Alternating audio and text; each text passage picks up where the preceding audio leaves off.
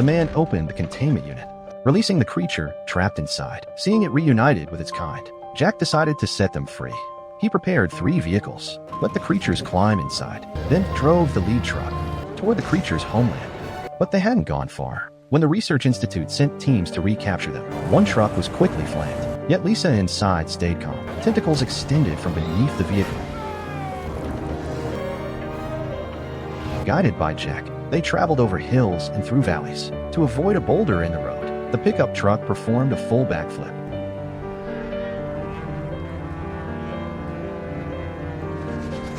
They kept driving. The Institute laid a gasoline trap ahead, setting the road ablaze, with flames blocking the path. Jack's father arrived in a bulldozer and cleared a way through. Then, with the bulldozer's help, Jack and the 2 trucks launched into the air, soaring over steep ridges.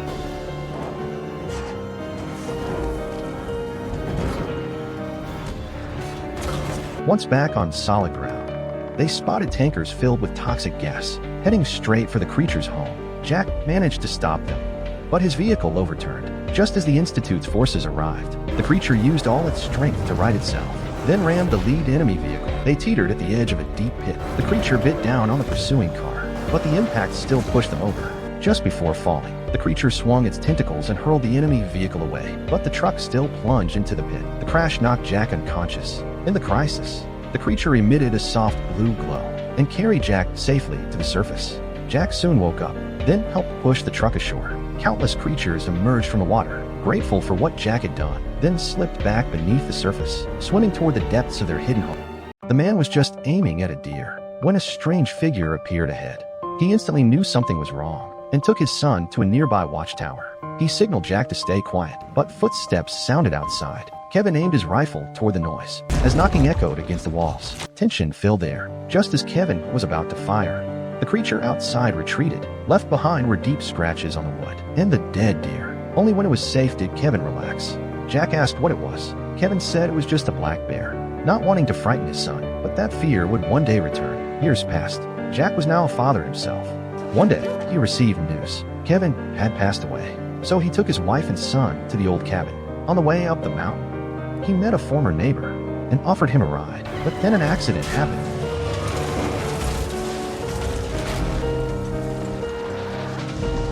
Luckily, the truck caught in a tree. The neighbor tried to open the door, but fell to the ground. Jack helped his family climb onto the roof. Then, in the rearview mirror, he saw the creature's shape. Before he could react, an arm smashed through the window, and the neighbor's body was dragged away. Jack scrambled onto the roof, then ran toward the cabin.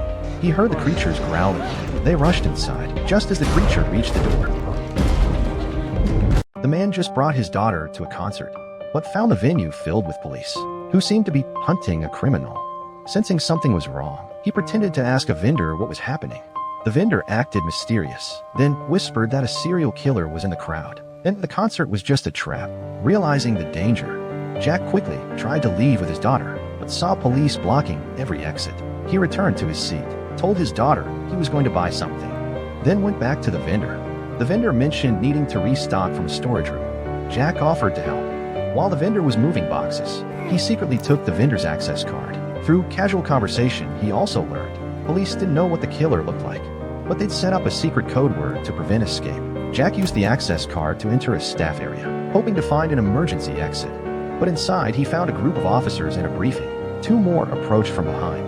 Jack quickly clipped the access card to his shirt, acted like he belonged and poured himself coffee, then slipped out with a police radio. Back in the concert crowd, he heard over the radio the killer had a goat tattoo on his right hand. Jack looked at his own right hand. He was the killer they were hunting, and he was holding a man captive somewhere. To escape, Jack quietly pulled a fire alarm. Police rushed toward the disturbance, while he slipped into a staff corridor. He tried to reach the roof for a way out, but danger was quietly closing. The phoenix was caught in an iron net. The man planned to present it to the king, but seeing the phoenix's tears, Jack felt a pang of compassion. He untied the heavy net, and the phoenix instantly burst into flames and reborn. It looked gratefully at Jack, then soared into the sky. To repay Jack's kindness, the phoenix left behind a single feather. It would protect him in times of danger. Since Jack returned without the phoenix, the king had him arrested. Jack tried to show the feather as proof, but it lay dull and lifeless in his hand. They accused him of lying and ordered his execution. Just as the executioner raised his axe, the feather suddenly caught fire. Everyone looked up to see the phoenix flying toward them. It landed above the town, and its warm glow lit the entire square. Only then did people believe Jack, and they hailed him as a hero. The king had no choice but to publicly reward Jack, but secretly, he held a grudge. Soon the king issued another command. He sent Jack to bring back the princess from the snowy peak. The journey was perilous. The king was sure Jack would die along the way. What he didn't know was that Jack had a magical pony, which quickly carried him to the mountaintop. But a wall of ice blocked the entrance. Just as Jack felt hopeless, the feather ignited again and flew straight into the ice door. The thick ice instantly melted into water. Jack carefully entered the palace and finally saw the legendary princess. The feather woke her from her frozen sleep. But when she learned the king wanted to marry her, she refused to go with Jack. Then she grabbed Jack and jumped from the cliff. Luckily, the pony spread its wings and caught them. Jack successfully brought the princess to the palace, but she said she couldn't marry the king without a ring. Learning the ring had been swallowed by a giant whale, the king immediately summoned Jack. Once again, the task fell to him. Jack rode his pony through the sky, but was knocked off by a flock of seagulls. As the pony pulled him back up, they saw the giant whale chained to the sea. The man accidentally found an ornate coffin, unscrewed the bolts and opened it. After clearing away the dust, he noticed a hidden compartment below. Jack pried it open and discovered a complex mechanical device inside. He immediately brought Kevin over to examine it. Inside, they found a key. Using a magnifying glass, Jack saw a name engraved on it. They also spotted a keyhole on the device. Slowly, Jack turned the key. The mechanism began to whir and emitted strange music. The next day, Jack went to an antique shop, sought out Nick for help, and tracked down the coffin's original owner. People called him the Devil's Artisan because the coffin could separate the soul from the body.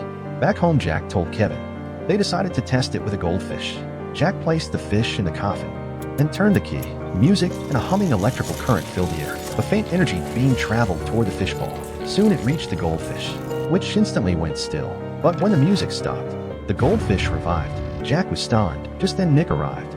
They stared at the coffin, and Jack decided to try it himself.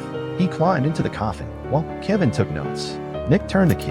Electricity crackled around Jack's head. When the current passed through his eyes, Jack's vital signs stopped. Kevin recorded everything, but Nick grew frightened. He checked Jack's pulse and found none. What they didn't know was that Jack's soul had actually left his body. He stood beside them unseen, staring in disbelief at his own form. He reached out and touched Kevin's shoulder. When the music stopped, Jack instantly woke up and began describing what he'd experienced. The man just picked up a stick. The next moment, it turned into a sword. Jack swung it lightly, and the sword's energy knocked the queen down. After freeing his friends, he handed the sword to the Dark Lord. Just as he expected the Dark Lord to keep his promise, the king appeared before them. It turned out the Dark Lord didn't want the sword, but the gem in the king's hand. After the exchange, the Dark Lord realized the gem was fake. Just then the frog woman tackled the king. Jack quickly grabbed the magic sword, but instead of attacking, he drew a circle in air, slashed through it, and jumped inside despite his friend's dismay. Back in his own world, Jack was filled with guilt, so he returned to the water world, tried to slide through the portal again, but failed and was taken to the police station. In the holding cell, he met the mysterious old man once more. Jack tricked him into handing over his magic baguette. Then the old man drew a portal in the air. Jack took an officer's gun and leaped through the portal. Meanwhile, his friends were taken to the palace, where the king was performing a ritual. If he aligned the gem with the sword during the eclipse, he would gain immortality. Jack aimed a gun, trying to stop the ceremony, but the queen tackled him. The bullet still struck the king, who fell to the ground.